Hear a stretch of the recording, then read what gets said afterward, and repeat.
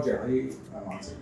我哋而家有差唔多起過嘅10幾個㗎啦，同I mean 你講緊 number of units 嘅話都有2000幾3000間㗎，across different parts of Manchester。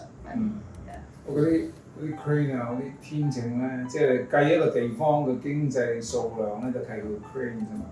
咁好多你哋嗰啲 cranes 咧，即係起重機係你哋㗎喎。係啊，其實you true that。You know, if you go to Manchester， 你譬如話去 airport， 跟住 drive all the way into city， 你會見到好多我哋嘅 project 嘅。Yeah, of course, because that's part of the strategy. Instead of building 喺一個集中嘅地方啊，我哋將佢散咗。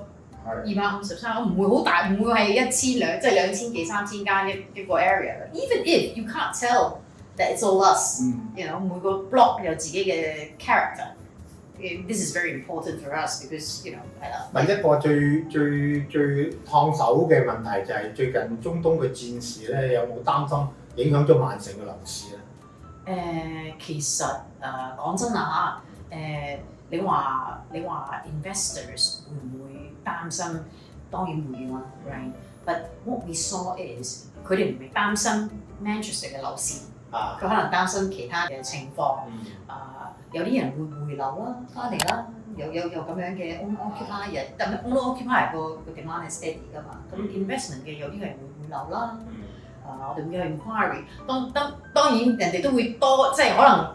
以前係即刻，maybe now 佢會諗一諗，但係健康嘅一個 number 嚟嘅呢個係啊。其實你問我係相信係咁樣，因為我都知道好似過去幾年咧，有好多英國嘅投資者咧就走咗去杜拜邊投資咁最近發生嘅戰事，咁你話唔擔心係假嘅。咁我就好同意頭先咁講就係，我相信有幾多錢會回流啊，有好多歐洲嘅人士。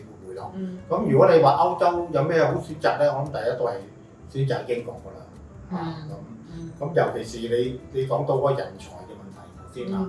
咁我諗阿張導最同意你呢個講法啦。張導成日同我講話，哇好多曼城其實係吸引好多 IT 啊同埋呢個 AI 嗰啲人才進駐喺曼城嗰邊嘅。係啊，尤其是你可以即係 IT 嗰啲 work from home 啊嘛。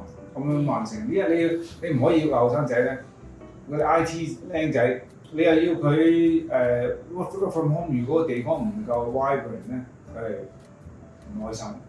咁曼城啱好又唔係好大，但係佢足夠你去蒲啊，去睇波啊，咁變咗咧個 community 咧就比較 strong 啲。我行街嗰時都見到咧啲人，即係我自己係幾中意曼城，真係唔使好大，但我又中意足球啊嘛，咁變咗呢樣嘢我覺得幾特別。